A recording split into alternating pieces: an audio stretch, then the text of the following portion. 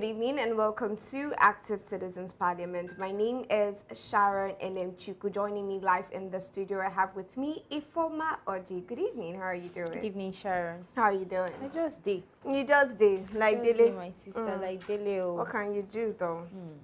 Now we have three major headlines that we'll be discussing today, and we're starting with the first story. Shock and shame in the Senate as lawmakers turn their backs on a motion addressing the abuse of Nigerian women in Libya. Is this the leadership we elected? Now, the acting INEC chairman has outlined preparations for the Anambra election. But is INEC truly ready, or is Nigeria heading for another electoral disaster? And in party politics, the PDP is bleeding. With defections sweeping across Enugu and Bayelsa, the party is down to just 8 governors. Is this the end of the road for Nigeria's main opposition party? Now, that is the question to ask.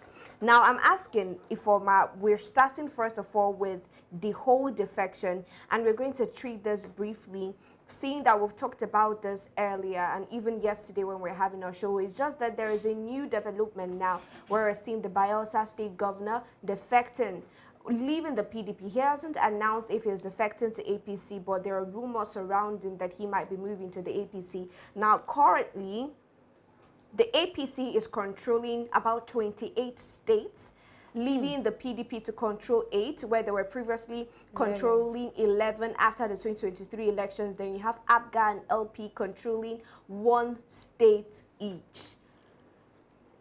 In the morning when we had this discussion, Mr. Daniel Sacramento said this was a regional thing and it hadn't yet reflected in the northern region. But 28 states.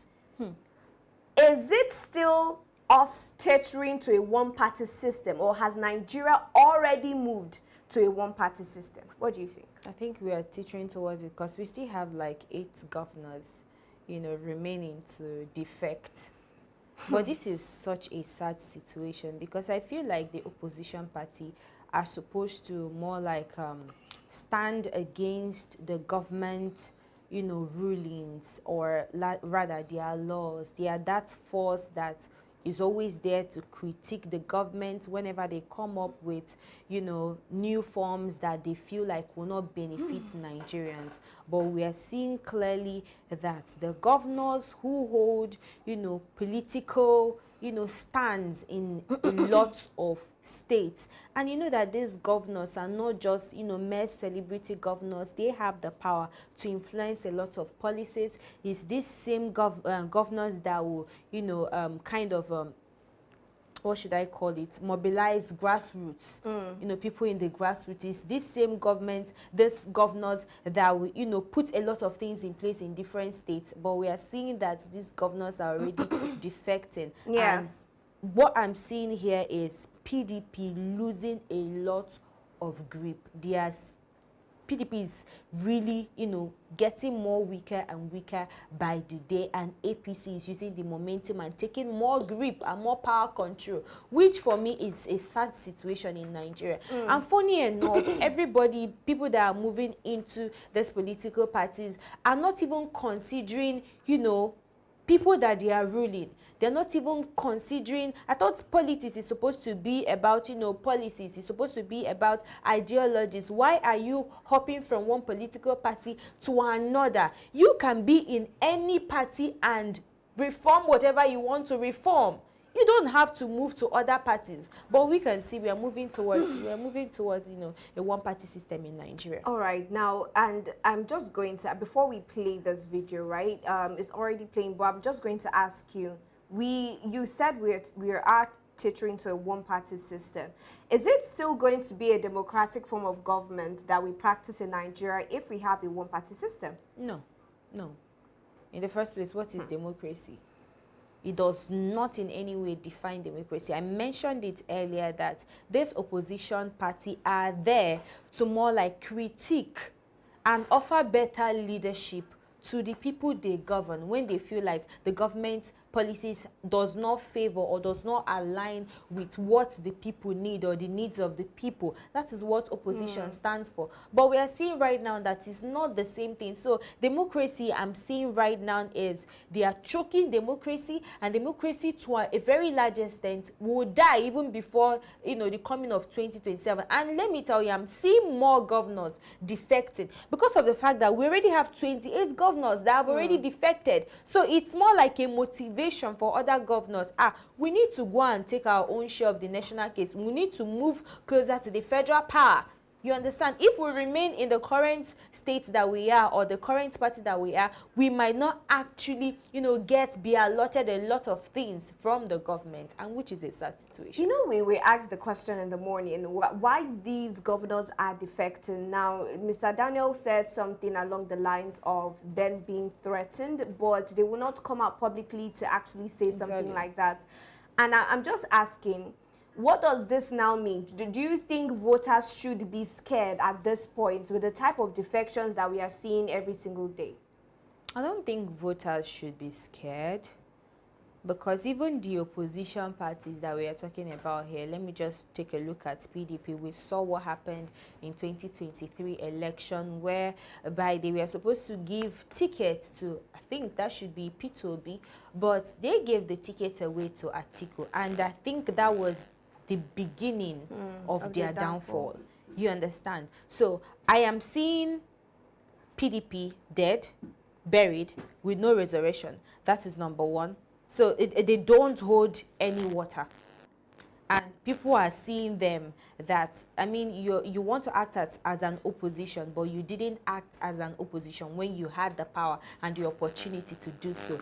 But the onus right now lies on Nigerian citizens. I was having a conversation with, you know, one intelligent man like that, and he was saying that we understand everything that is going on in the political space in Nigeria, but the onus still lies in Nigerian citizens, that it is left for them during election that they should ensure that they acquire their PVCs, that on that day, make sure that you mount on that polling unit. Ensure that once you've thumb printed, once you've voted, you stay behind and ensure that your vote counts. Ensure that that result has been uploaded before you leave the premises. So at the end of the day, it's the youth and Nigerian citizens that will determine how everything is going to pan out. If they kind of derail, if most of them feel like their voices does not count, that is where the problem lies. So I think we have a lot of issues and we have a lot of problems to deal with, which is sensitizing people, telling them, yes, we understand that the INEC is already compromised. We understand that we are moving towards a one-party system in Nigeria, but at the same time, we put them, most of them, in power, and we still have the right to take them out and put new people in power. I want to cut you there, and also still on the PDP matter, I wanted to ask, with what we are seeing happening in the PDP, do you think that this is the final straw for PDP, and can they still be able to provide a candidate that would get the attention of Nigerians or the trust of Nigerians come 2027? Sharon, which candidate are they going to come up with? Because the only credible candidate I know right now is P2B, and we are not even seeing any move. P2B is not even making any move to go back to PDP. You get, and we are seeing that them too, they are making moves for PDP and for P2B to come back to PDP, but he is not making it. But you know that for that PDP, there are different factions that want P2B to return, and there is another faction that doesn't want him. Exactly. And then again, you know, PDP they're having serious internal crisis within them. So it's until they settle those internal fractions, stand behind a solid and credible candidate, provide new reforms rather than what the new government or the really incumbent government is, you know, projecting to Nigerians. That's the only way I feel like maybe they can regain people's trust, because I know that the public have already lost complete trust in them. Now, you're still talking about regaining the public's trust and the eternal battles that they are facing. Isn't it interesting to see that with all of the defections going on, we are yet to see a certain politician defect? And when I talk about that certain politician, I'm talking about the FCT Minister Nyesom Wike. A lot of people have defected. Wike is still in PDP. Is that screaming loyalty to you or something else? No. Wike is not in PDP. Wike is in APC. He's just an agent of destruction for PDP. A lot of persons will tell you, or I will tell you categorically clear, that he destroyed PDP. So he's just a tool by APC to bring down PDP, which he has already done so. So it's what you're just saying right now. It doesn't, for me, it doesn't add up. All right, so you're saying that now this is just him playing out his personal mandate in the PDP. Well, it's quite unfortunate that just a few years before the presidential election in Nigeria, it doesn't seem as though we have strong opposition parties that can fight the current administration at the ballot boxes in 2027 or maybe even 2026 if this bill to bring down the election date is approved. And we have to still talk about INEC, which is the umpire in charge of elections in Nigeria, and the forthcoming elections, which is the Anambra state election coming up on November 8th. Now, they have come out to say that they are ready. This meeting was chaired by the acting INEC chairman person of Agbamuche Mbu. She said INEC has completed 10 out of the 13 key activities, and the final activities include the publication of the notice of poll on October 25th, the end of the campaign period on November 6th, and the election on November 8th. She also stated that all non-sensitive materials have already been delivered to the state and that voter education is currently ongoing. She also confirmed that the continuous voter registration, which resumed nationwide in August 2025, will continue until August 30th, 2026. Now, there are some things that she said here, which is, I just want us to discuss. She said they have been able to complete 10 out of the 13 activities, just remaining 3, and non-sensitive materials have already been distributed, plus voter education is currently ongoing. Now, that voter education is where I'm going to underline.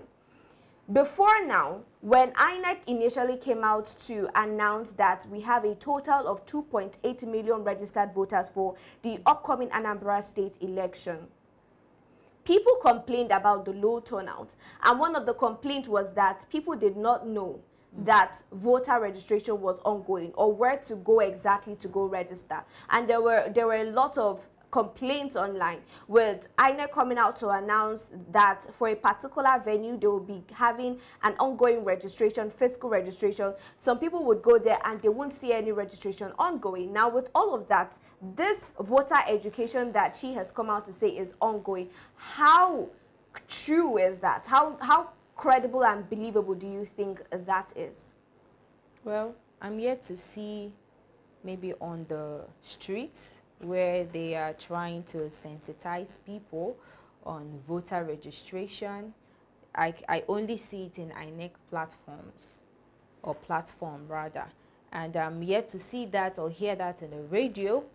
You get, because I tune in sometimes and I have people that tune in too, so I'm yet to hear anything like that. So maybe I don't know if I should stand as somebody that would debunk that, but for me, I'm yet to hear it. But maybe there are other people that are, you know, are aware of this. But have you heard anything? That's why I'm asking those in the comment section to let us know if you're in Anambra State and you've been given any sort of voter education concerning the forthcoming elections or any election for that matter. Please let us know. And also the beavers issue we faced in 2023, the glitches and all of that.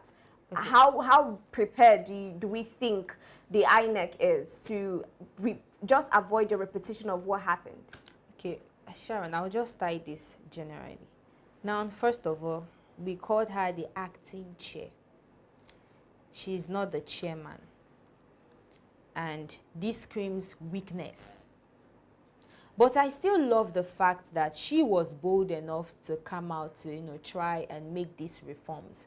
But at the same time, what backing does she have? It wasn't the president that appointed her. Does she have political backing? That is the big question that we should ask. I love the fact that she is doing whatever she is doing, trying to, reform, blah, blah, blah, and the rest of them. But the real question is, how is she planning to manage the glitches? How is she planning on logistics? How is she planning on employing people of integrity to man the polls? But do you think that's her jurisdiction now, seeing that, like you rightfully said, she is the acting INEC chairman, but she's already making the moves now. And there have also been the appointment of a new INEC chairman, which is still under scrutiny. Now, all of these things will demand long-term implementation. Is this something that she would be able to do within the very short period of time that she has? I don't think she can achieve that. But like I said earlier, she is making bold moves. I love what she's doing. But at the same time, we know that even the public have lost their confidence or trust in INEC. And I love the fact that she is maybe trying to an extent to regain that trust again. But at the same time, I think the litmus test here should be the November 8th election in Anambra State. This is where we will get to decide if all these things she listed actually did work. You understand? I've mentioned a lot of things. I've mentioned security. We know, we are aware of the, ballot snatching. We are aware of vote buying. We're aware of, a lot of electoral malpractices. So is when we are able to see that even the people, 121 persons that was deployed or were accredited for, monitoring election centers, if we see that these people actually relay informations that there was transparency, or rather the election didn't go as planned, then we'll see that maybe she is working. But apart from that, all these are just, for me, it's just headline. You just mentioned some certain things. Now, vote buying, the issue of vote buying and security issues when it concerns elections. Are there any red flags that you can spot even before the November 8th elections? I am seeing a lot of red flags. I am seeing a lot of vote buying, because I think I'm trying to remember his name. A certain man, I think he is in ADC, is either ADC or APC. No, he came out of recent, the gubernatorial candidate in Anambra. He was saying that he just need, one tenure, that he demands just ADC. Yes, ADC, yes, that he just need one tenure. So a lot of citizens in Anambra State are already confused, and we are going to see that. I mean, the ABGA people, that the ruling government in Anambra State already have, much power. They have the machinery and the rest of them. So we are going to see a lot of, ballot snatching. Those are the things that I'm seeing that day. A lot of vote buying. We are really going to see cash present in that distance. And that's why I am saying that until we see the result of this INEC, if it was free and fair, then we know that these reforms are working. But if we don't see all these things, if it is the opposite, then I think this whole reforms didn't work in the first place. And we are looking at Anambra election as a litmus test for the presidential election that is supposed to come on in 2027. When this election actually happens and it is not free and fair, what does this mean for the other elections that are supposed to follow? What does this mean? For other parties, I think it's more like it will give them, for the incumbent party, to give them the enabling environment to run whatever they want to run. You understand? What I'm talking about is electoral malpractices. They have the power to do that now. You get? For the fact that the INEC or security operatives, we are not able to arrest these people that perpetuate this crime, is giving them that encouragement to, you know, go ahead and commit a lot of crimes during elections. So, all right, so we're going to see a continuation of that if it happens in the forthcoming elections. Now, we're going to move to the last story for this evening. Now, it's a Senate drama, sort of, where Akpoti Uduaghan has motion, Senator Akpoti Uduaghan has motion on abused Nigerian women in Libya was taken rather too lightly in the Senate. There is a video I would want us to take a look at and give our opinion on how the reactions, the body language of the people in the Senate, the senators in the Senate House, and their reaction to that. But Ifoma, I wanted to ask, first of all, the whole idea behind this bill is the fact that Nigerian women are being abused in Libya, and also the fact that their children, after they are raped and they give birth, their children are being raised in that prison. Is this type of problem, do you think it got the type of attention that it deserved or reaction that it deserved? Sharon, I really want Nigerians to hear this story from me. Now, Senator Natasha made a prayer. She moved a motion in the Senate House, and she was talking about repatriating young Nigerian women that were trafficked to Libya for, you know, one thing or the other, and they were detained by Libyan authorities, and they were now used as sex toys for this Libyan warders, what's it called, the detention warders or the police warders or whatever they call themselves. And this set of women were now giving birth in prison, in detention, and some of them are still pregnant while in detention. And it is how she raised this prayer, she raised this motion.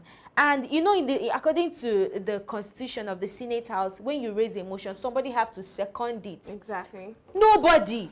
Only one. Sharon, only calm one. down, calm down. Nobody. In that Senate House, we have about 104 Senate House members. We have 4 women there. Now we still have what's it called, among the 4 women we have Ireti Kingibe, we have Opeyemi, we have others, we have one more person that I'm trying to, you know, recall her name, and none of these women seconded her motion. Sharon, I felt deeply disheartened that it was now the Senate leader Opeyemi Bamidele that had to stand up to second the motion. Sharon, did you see the video, and did you see how the members of the House of Assembly were chit-chatting when they were raising a silent issue, a sensitive issue? This is the same house that will come out and talk about equity. What does equity means? You talk about equity, you talk about equality. But when this kind of situation or this kind of problem is being brought to your attention, you underlook the matter. It is quite sad. It is quite sad. They gave to that particular prayer, and that particular video is what I want us to take a look at so that you can draw your own conclusions after the video. Prayer, please. Additional prayer, yes. Uduaghan, representing the people of Kogi Central. I do have an additional prayer that the Nigerian Immigration and Prison Services should liaise with the Libyan prisons to repatriate Nigerian female prisoners who birthed children in prisons. This is born out of the fact that numerous Nigerian women who were sex trafficked to Libya and happened to escape the unworthy, unhuman situations were arrested and detained in the Libyan prisons. And they are being used to satisfy the sexual urges of the prison warders and prison officials. It is a fact that many of our Nigerian women who found themselves in the Libyan prisons are pregnant, and many have given birth to children who live in the prisons. So I would appreciate the chambers and my colleagues do approve this so that children, innocent children who are of Nigerian heritage, do not suffer with their innocent mothers, that they be brought back to Nigeria. Thank you. Immigration and Prison Services to liaise with the Libyan prisons to repatriate Nigerian female prisoners who birthed children in Libyan prisons. All right. Any seconder? Any seconder? Yes, seconder, the leader of the Senate. To second the additional prayer as most ably moved by the single Senator Natasha. Repeat the additional prayer so that people understand. Well,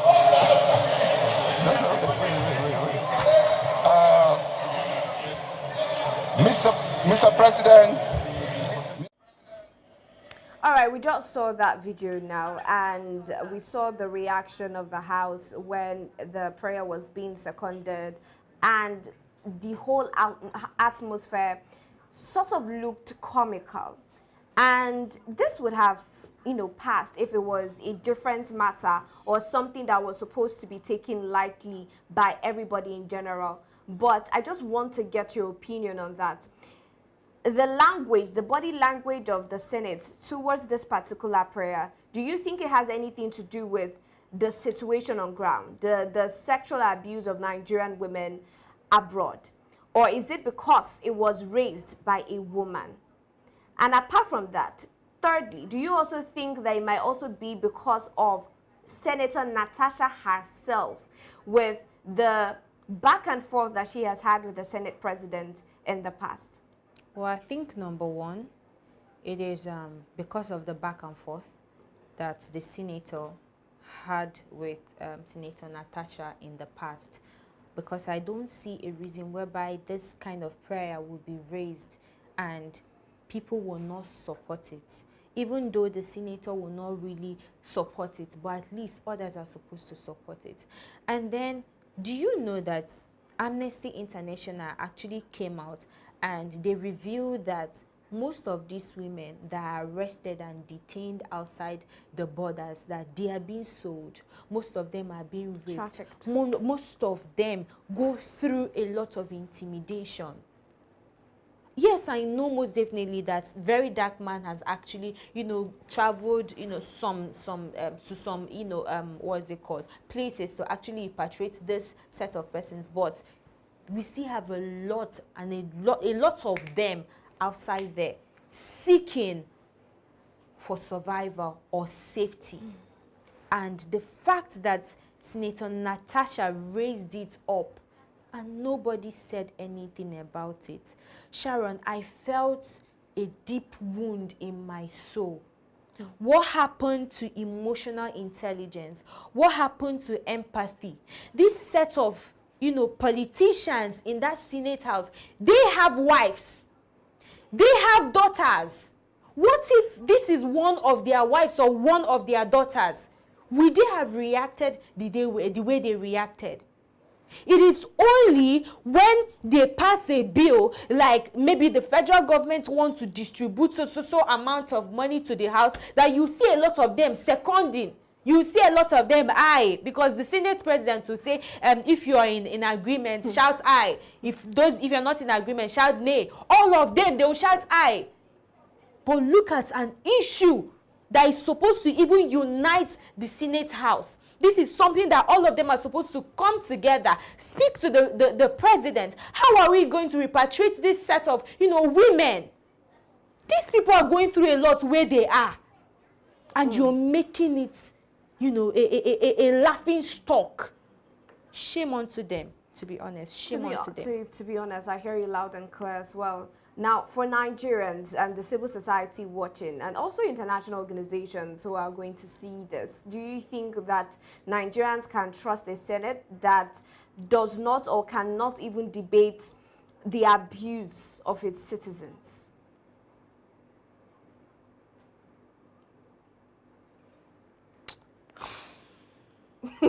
See, to be honest with you, if not for the fact, that we have to be professional, I swear to God, Sharon, forget say we did for this space, I for don't start to dey cry.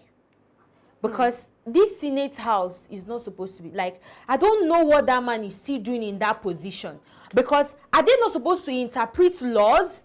Is it not the people that are supposed to be making moves legally? These are the body that represents the law. How are they representing the law? How is Nigeria supposed to trust them in the first place? Nigeria does not trust anything that has to do with Senator, what's his name again? Akpabio. Akpabio, Abi what, Akpambo, whatever they call himself. See, Nigerians, please, I beg you. I beg you. I am only pleading for 2027. God, please, INEC has come out and they've announced that you should go and acquire your PVC. Please go and get your PVC. This menace needs to really stop. It really needs to stop. We are tired of the inflation. We are tired with people with low or no single sympathy or empathy at all. We are tired of them, and we need to put people that have emotional intelligence. We need to put people that have integrity in our political atmosphere. Right. Enough of this, to be honest. Enough is enough at the end of the day, and until we as a citizen or as a country decide that we've had enough of the treatment that has been meted out to us, then and only then can we see change.